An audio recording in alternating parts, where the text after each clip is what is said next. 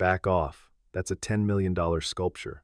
Victoria Harrington's voice cut through the elegant stillness of the Metropolitan Museum like a blade. Every head in the Renaissance Restoration exhibit turned toward the commotion, where a man in a faded t-shirt and worn jeans stood frozen near the museum's crown jewel. The Weeping Angel, a marble masterpiece from the 1500s, seemed to weep real tears under the harsh gallery lights as New York's cultural elite stared in horror at this apparent intrusion into their sacred space. 3 hours earlier, Thomas Mitchell had walked hand in hand with his 8-year-old daughter Ava through the bustling streets of Manhattan. The subway ride from Queens had cost them their last few dollars, but today was special. Today was Ava's birthday, and this free afternoon at the museum was the only gift he could afford to give her. Tom watched his daughter's eyes light up as they approached the museum's grand entrance. Her small hand gripped his calloused fingers tighter, not from fear, but from excitement. She had been talking about this visit for weeks, ever since he had promised her they would see the angel statue she had heard him describe so many times during their evening talks. "Daddy, is it really as beautiful as you said?" Ava whispered as they climbed the marble steps. Tom smiled, the first genuine smile that had crossed his face in days. "More beautiful than I could ever describe, sweetheart." He had been telling Ava stories about art since she could walk. Not the sanitized versions found in children's books, but real stories about the masters who had poured their souls into stone and canvas. He would describe the way Michelangelo had seen David trapped inside a block of marble, waiting to be freed. He would tell her about the way light danced across the surface of a perfectly carved angel's wing, how each chisel mark was like a word in a poem written in stone. What Ava didn't know, what no one knew, was that her father spoke with the authority of someone who had once lived and breathed this world. His hands, now rough from cleaning office buildings and washing dishes, had once been among the most skilled in the world of art restoration. Those same fingers that now scrubbed floors had once delicately coaxed life back into priceless masterpieces. As they entered the museum's cool interior, Tom felt the familiar ache in his chest. The scent of polished marble and the hushed reverence of the space brought back memories he had spent 10 years trying to forget. But for Ava, he would endure anything. She deserved to know beauty, to understand that there was more to the world than their cramped apartment in Queens and the struggle to make ends meet. They moved slowly through the exhibits, Tom's voice dropping to a whisper as he explained the techniques behind each piece. He told her about the way Renaissance artists ground their own pigments, how they mixed egg yolk with powdered stone to create colors that would last centuries. Ava hung on every word, her young mind absorbing knowledge that most art students twice her age would struggle to understand. "How do you know so much, Daddy?" she asked as they paused before a small bronze sculpture. Tom's jaw tightened almost imperceptibly. "I used to read a lot of books about art," he said simply. It wasn't a lie, exactly. He had read books, hundreds of them. But he had also spent 15 years working alongside the greatest restoration experts in the world, had trained in Florence under masters whose names were whispered with reverence in academic circles. He had once been called the golden boy of art restoration, the youngest master craftsman in the history of the Opificio delle Pietre Dure. But that was before the accident, before the guilt, before he had walked away from everything he had ever loved except for the small girl who now looked up at him with such trust and admiration. Every morning at 5 a.m., Tom's alarm buzzed him awake in their studio apartment. The sofa bed creaked as he quietly extracted himself from the thin mattress, careful not to wake Ava, who slept peacefully in the room's only real bed. The apartment was barely 300 square feet, but it was theirs, and it was clean. By 5:30, he was walking through the empty streets of Queens, heading to his first job of the day. The office building on 42nd Street needed to be spotless before the lawyers and accountants arrived at 8. Tom had been cleaning the same floors for 3 years now, moving methodically through cubicles and conference rooms, emptying trash cans and sanitizing surfaces. His supervisors liked him because he was reliable and quiet. He never complained about overtime, never called in sick, never caused drama with the other workers.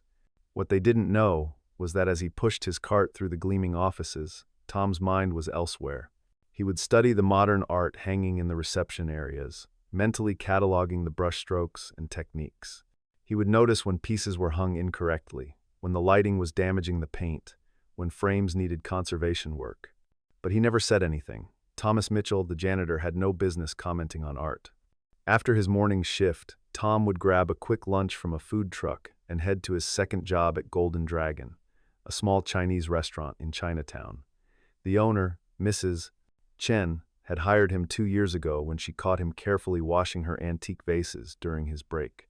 She had recognized something in the way he handled the delicate porcelain, though she never asked questions about his past.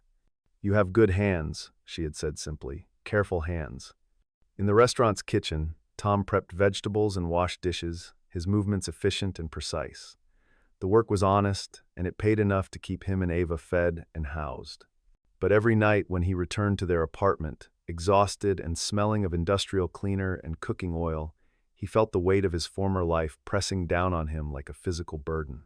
Ava would be waiting for him, homework spread across their small table, her face lighting up when he walked through the door.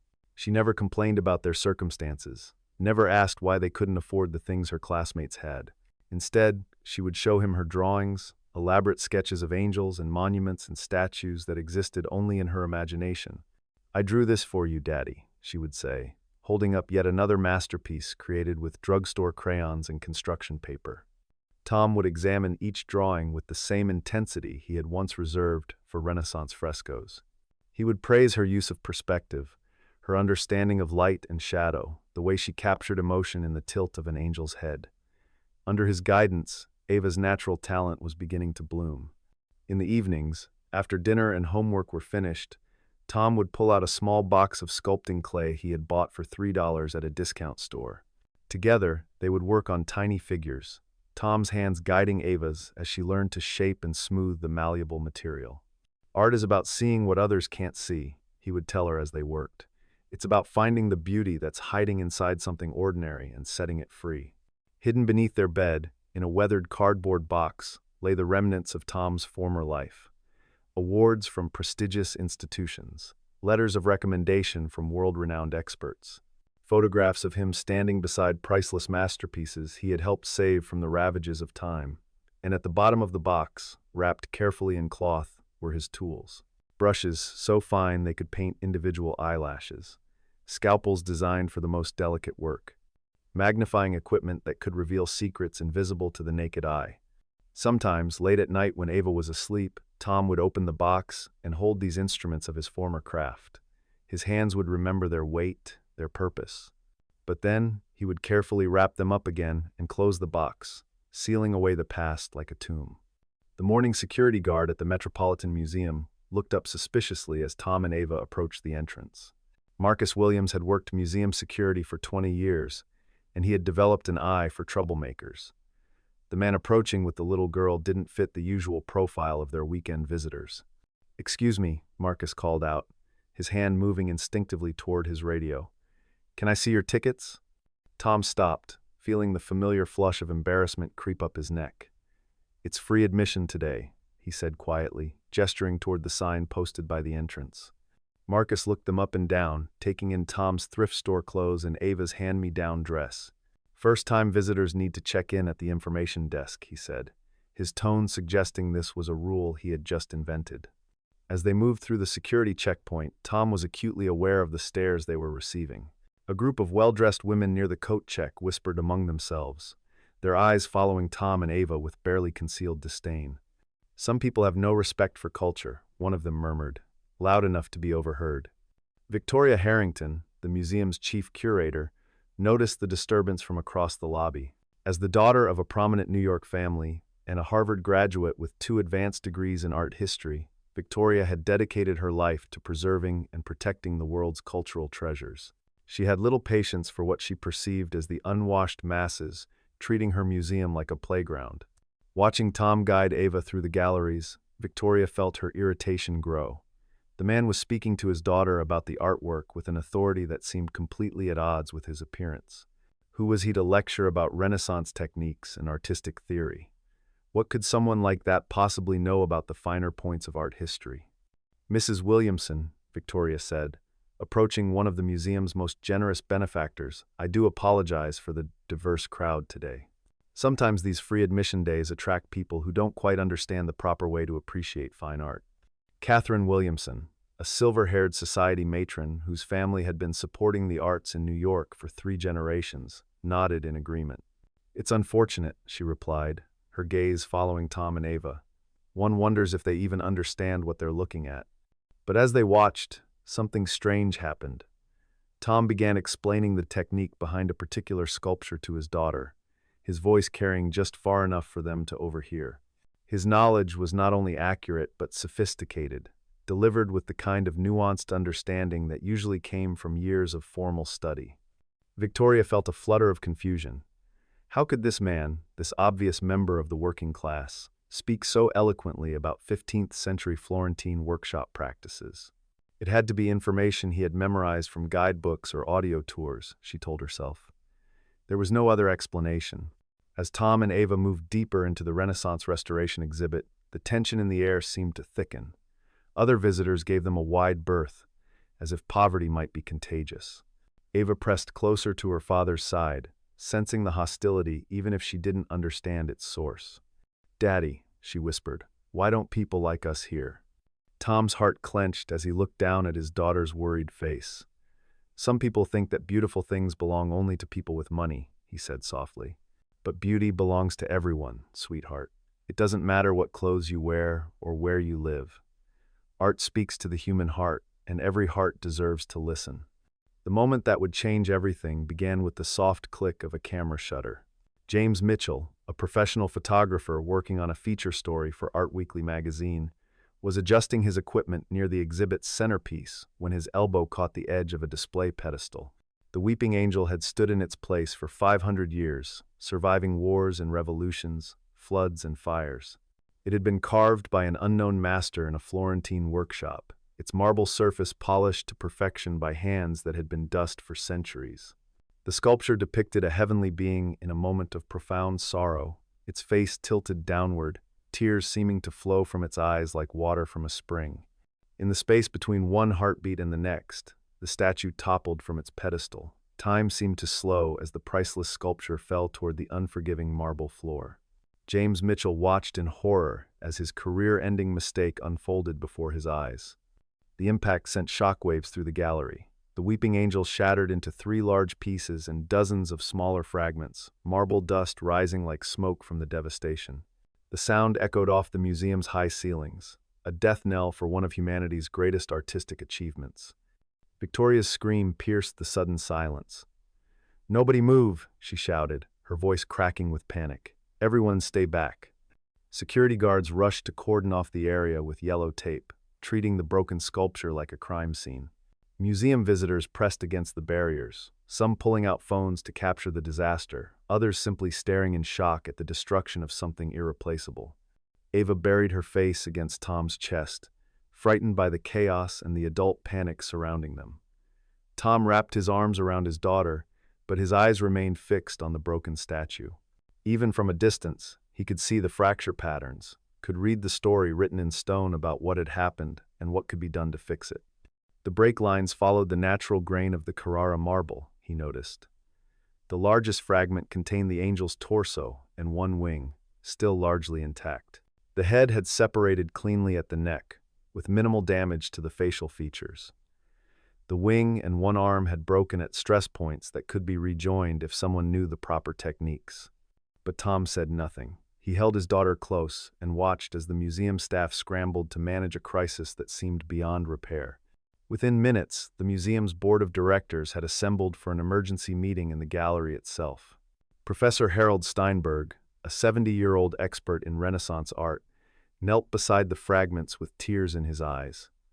Dr. Sarah Martinez from the Museum of Modern Art had been called in for consultation, her face grave as she examined the damage. "This is a catastrophe," Professor Steinberg said, his voice shaking. 500 years of human achievement destroyed in an instant. Victoria paced behind them, her phone pressed to her ear as she frantically called insurance companies and restoration experts. "Yes, I understand the claim will be substantial," she was saying. "But what I need to know is whether anyone can fix this." Dr. Martinez looked up from her examination, her expression grim. "The best restoration team in the world is in Florence," she said. "But even if we could get them here immediately, I'd estimate the chances of a successful restoration at no more than 30%. The damage is extensive." Mrs. Williamson wrung her hands as she surveyed the destruction. Perhaps we should contact the Louvre, she suggested. Surely they have experts who could advise us. It would take months to organize, Professor Steinberg replied. And by then, the fractures will have settled. The marble will begin to deteriorate at the breakpoints. Every day we wait reduces our chances of saving it. The assembled experts continued their debate, their voices growing more desperate as the reality of the situation sank in. This wasn't just any sculpture. The Weeping Angel was the centerpiece of their exhibition, insured for $10 million but truly priceless in cultural value. Its destruction would be an international scandal, a wound to the art world that might never heal. Tom stood at the edge of the crowd, still holding Ava, listening to every word. He could solve this problem. He had worked on dozens of similar restorations during his years in Florence. He had pioneered techniques for rejoining fractured marble that were now standard practice in major museums worldwide. But Thomas Mitchell, the janitor, had no credentials, no reputation, no standing in this world. Who would listen to him? Who would trust him with something so precious? As the debate continued and the situation grew more desperate, Tom felt the weight of his silence becoming unbearable. He thought of all the masterpieces he had saved, all the beauty he had restored to the world. Could he really stand by and watch another irreplaceable work of art disappear forever? The moment of decision came when he heard Professor Steinberg declare the situation hopeless. "We need to face reality," the old man said, his voice heavy with defeat. "The Weeping Angel is gone. All we can do now is preserve what fragments we can for future study." Tom stepped forward. "Excuse me," he said quietly, his voice barely audible over the crowd. "I think I might be able to help." The conversation stopped as every head turned toward him. Victoria looked at Tom as if he had suggested burning down the museum. "I'm sorry, who are you?" she demanded, her tone dripping with contempt. "My name is Tom Mitchell," he replied, his voice steady despite the hostility he faced. "And I believe this sculpture can be restored." Dr. Martinez laughed, but there was no humor in it. "Sir, this is not a job for enthusiastic amateurs. We're dealing with a priceless artifact that requires the highest level of professional expertise." Professor Steinberg didn't even look up from the fragments. "Young man, I appreciate your concern, but art restoration is not something you learn from watching YouTube videos. This requires decades of training and experience." Tom felt the familiar burn of dismissal, the automatic assumption that someone dressed like him couldn't possibly possess knowledge or skill. But this time, he didn't back down. "I know this is Carrara marble from the Fantascritti quarries," he said, his voice growing stronger. "Based on the tool marks and the polishing technique, I'd estimate it was carved in a Florentine workshop around 1485, possibly by a student of Benedetto da Maiano." The silence that followed was deafening. Professor Steinberg's head snapped up, his eyes wide with shock. Every detail Tom had mentioned was absolutely correct, information that wouldn't be found in any guidebook or casual reference source. "The fracture lines follow the natural grain structure of the marble," Tom continued, stepping closer to the fragments. "The break at the neck is clean, which means the original joining technique is still viable. The wing separation occurred at a stress point that was probably weakened during the original carving. With proper preparation and the right approach, these pieces can be rejoined using traditional methods." Victoria stared at him, her mouth slightly open. "How do you know all this?" she whispered. Tom looked down at Ava, who was watching him with pride and wonder, then back at the assembled experts. "Because I've done it before," he said simply. After 2 hours of heated debate and growing desperation, Victoria made a decision that went against every instinct she possessed. The insurance company had been contacted, the restoration experts in Florence had been consulted, and the consensus was unanimous. The sculpture was beyond saving. "Fine," Victoria said, her voice tight with reluctant authority. "Mr. Mitchell, you have one chance. But understand this, if you cause any additional damage, you will be held legally and financially responsible." Tom nodded, accepting the weight of that responsibility. "I'll need a few basic supplies," he said. "A magnifying glass, some distilled water, and—" He paused, knowing how ridiculous his next request would sound. "A toothpick." The crowd of experts exchanged glances that ranged from bewildered to openly mocking. "A toothpick?" Dr. Martinez repeated. "That's your equipment list?" "Sometimes the simplest tools are the most effective," Tom replied. He knelt beside the largest fragment, his hands hovering just above the broken marble. The key to restoration isn't in the equipment. It's in understanding what the artist intended and respecting the material they chose to work with. As the requested supplies were brought to him, Tom felt a familiar calm settle over his mind. This was who he used to be. This was what he had been born to do. His hands, roughened by years of manual labor, still remembered the delicate touch required for this work. He began with the smallest fragments, using the toothpick to carefully clear away dust and debris from the break points. Each movement was precise, deliberate, guided by knowledge that had been earned through years of painstaking training and practice. He could feel the marble's structure, could read the story of its creation in every tool mark and surface texture. Ava sat beside him, quiet and still, watching her father work with an intensity she had never seen before. Around them, the crowd of onlookers grew as word spread through the museum that something extraordinary was happening. Tom worked without speaking, his concentration absolute. He used the magnifying glass to examine each fracture line, understanding exactly how the pieces had separated and how they could be rejoined. The technique he employed was called dry fitting, carefully positioning each fragment so that the stone's natural properties would hold them in place without the need for modern adhesives. It was a method that required perfect understanding of marble's crystalline structure, knowledge of how the ancient carvers had worked, and hands steady enough to position pieces with millimeter precision. One wrong move could create new fractures. One moment of carelessness could destroy what little remained of the sculpture. As the hours passed, something magical began to happen. The fragments that had seemed hopelessly shattered slowly came together under Tom's patient guidance. The angel's torso reconnected with its wing. The severed head found its place on the graceful neck. Each piece found its home with a soft click that seemed to echo through the silent gallery.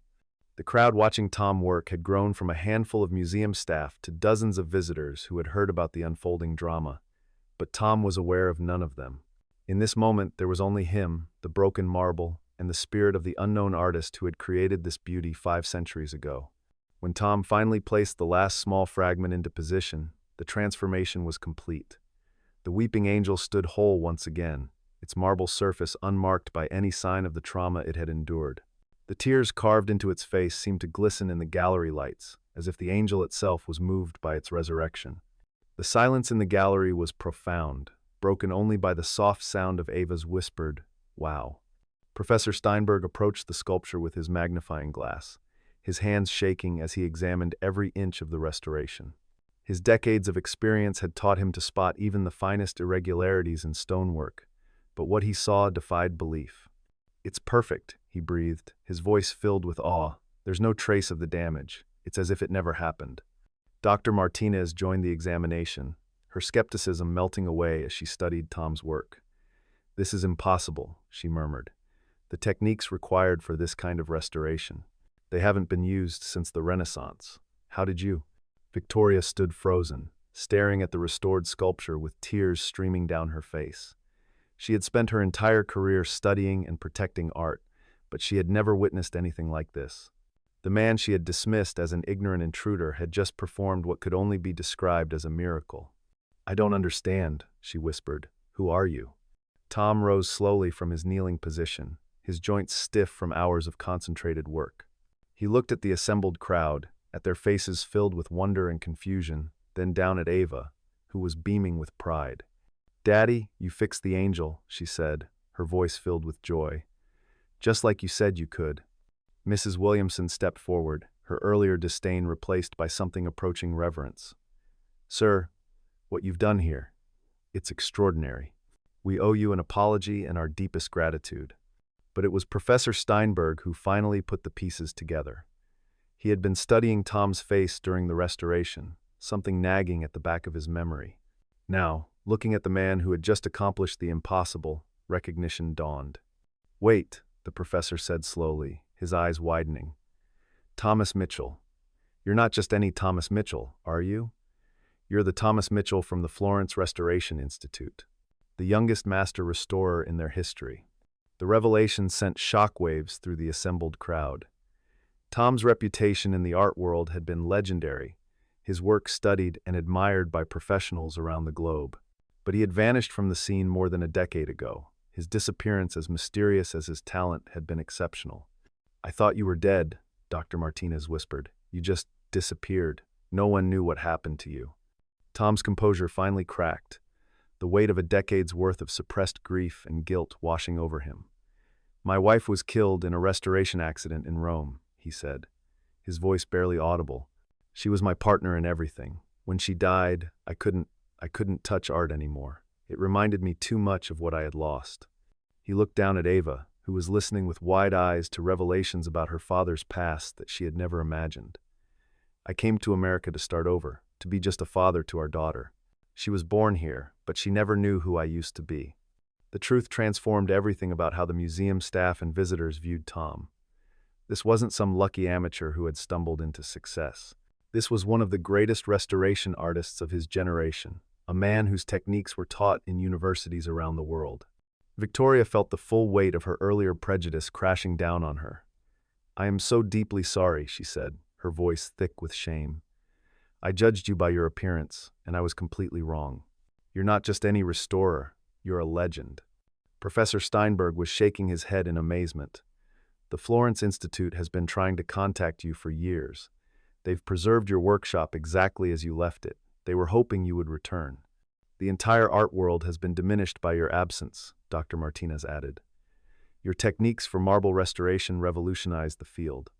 We're still using methods you developed." Tom listened to their words with a mixture of gratitude and sadness. This recognition, this validation of his skills and knowledge, meant more to him than they could know. But it also brought back painful memories of the life he had left behind. As news of the restoration spread, the museum's board of directors quickly assembled to make Tom an offer. The position of chief restoration consultant came with a salary that would transform his and Ava's lives overnight. Multiple prestigious institutions reached out through intermediaries, each eager to lure the legendary Thomas Mitchell back to the art world. Media representatives began arriving, having caught wind of the story. The narrative was irresistible. The unknown janitor who turned out to be one of the world's foremost experts, the priceless sculpture saved by a man with a toothpick, the fallen master's triumphant return. But as the offers and accolades poured in, Tom felt an unexpected sense of peace. For the first time in 10 years, he had reconnected with the part of himself he thought was lost forever. The work itself, the careful, meditative process of restoration, had reminded him why he had fallen in love with art in the first place. Yet when Victoria formally presented him with the museum's offer, Tom's response surprised everyone. "I'm honored," he said quietly, "but I have to decline." The refusal sent ripples of shock through the assembled group. Professor Steinberg spoke for everyone when he asked, "But why? This is your life's work. This is what you were born to do." Tom looked around the gallery, at the restored angel standing proudly in its place, at the faces of people who now saw him completely differently than they had just hours before. Then his gaze settled on Ava, who was still processing the revelation that her father was apparently famous in a world she barely understood. "I've spent 10 years learning to be a father," he said simply. "I've discovered that's the most important work I'll ever do. I don't need recognition or prestigious positions. I just need to be the man my daughter deserves." Victoria pressed a business card into his hand as Tom prepared to leave. "If you ever change your mind," she said, "or if Ava decides she wants to study art when she's older, please know that every door will be open to her."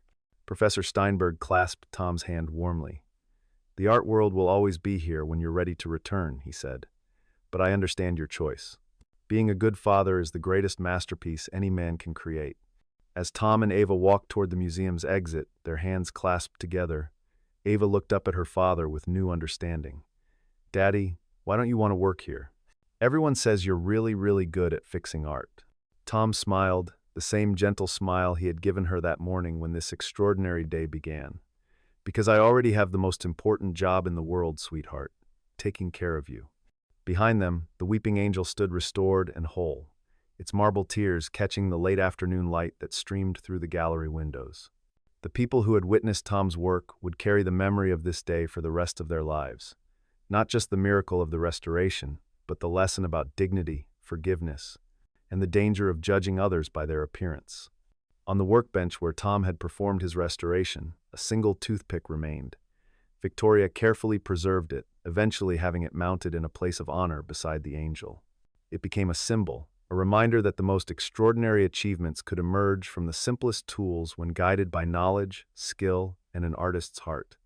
As father and daughter disappeared into the crowds of Manhattan, the sun setting behind the city's towering skyline, Tom felt a weight lifting from his shoulders that he had carried for 10 long years. He had proven to himself that his gifts were still intact, that the artist within him had not died with his beloved wife. But more importantly, he had shown Ava that her father was capable of extraordinary things, while also demonstrating that love and family mattered more than fame or fortune. The broken angel had been made whole again, and in the process, so had the man who restored it.